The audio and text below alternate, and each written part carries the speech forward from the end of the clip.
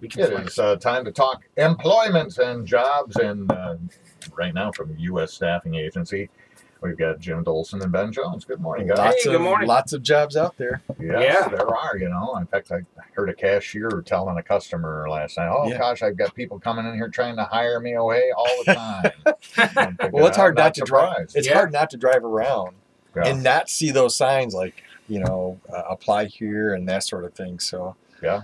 It's nice to see the weather's doing better today. Yeah. It is doing better. And that's probably good news for you, Ben, because I understand you've got a youngster in training. Yeah, so my wife and I are in the process of mentoring my oldest son in the vehicular arts. Oh, no. We are teaching him You how to made drive. that term up. You made that up. We are teaching him how to drive. He has the Segment 1 license, and he's in the process of attaining enough hours to get his Segment 2 license.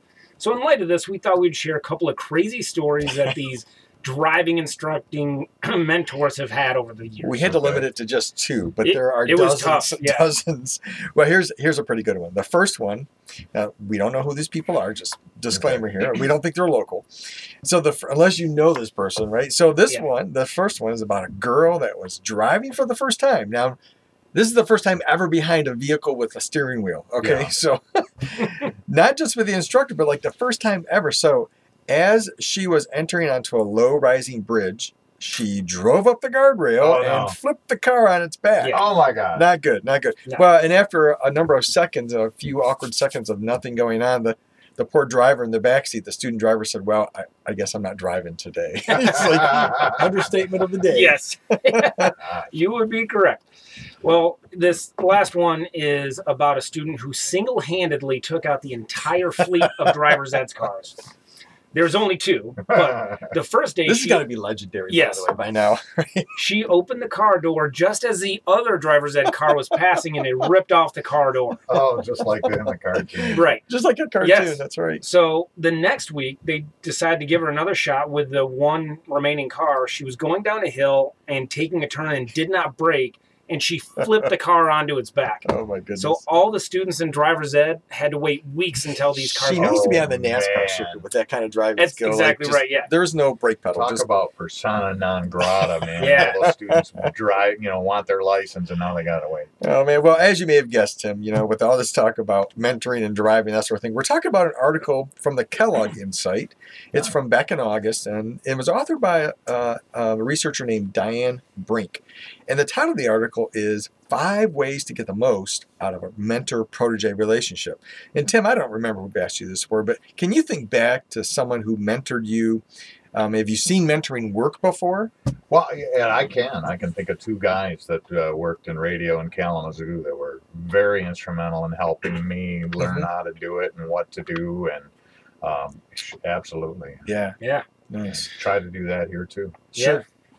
Well, this article rebukes the notion that there's a cookie-cutter approach to mentorship. It discusses 5 ways to help ensure the mentoring process is tailored to the individual and not just like an assembly line of proteges coming out the other end kind of thing. So the first piece of advice that she gives is create a penalty-free environment. One way to do this is to make sure that this relationship is about exchanging ideas rather than a student-teacher dynamic. So people tend to glean much more in these types of relationships rather than that teacher-student dynamic. So it's more of a peer-to-peer connection than it is student-teacher. Well, the second idea discussed in the article is committing to the process. And this really is about, like, what's that term, be here now kind of a concept? Yes. Yep. Like being present in the moment, 100%. When you're meeting together, mentor and protege, that means like probably putting away your cell phone and that sort of thing too. It requires both people to be committed and present in the moment to get as much out of it as you can. Yeah, that's right. And this next one is somewhat related to that, Jim. It's about letting the protege lead. If you are receiving some direction from a mentor, you need to be more engaged than just sitting there and nodding your head at every suggestion that this mentor gives you. Like the bobblehead. Right? Yeah, the bobblehead approach doesn't work here. So as a mentee, you should be setting the agenda for each meeting as well and driving the conversation. And the next idea is this practicing the big picture thinking. See, the idea here is not just to promote or ask the person to think about their next promotion. As a mentor, you should be getting them to think about bigger career-related goals and aspirations. Like, what is it that you really want to do?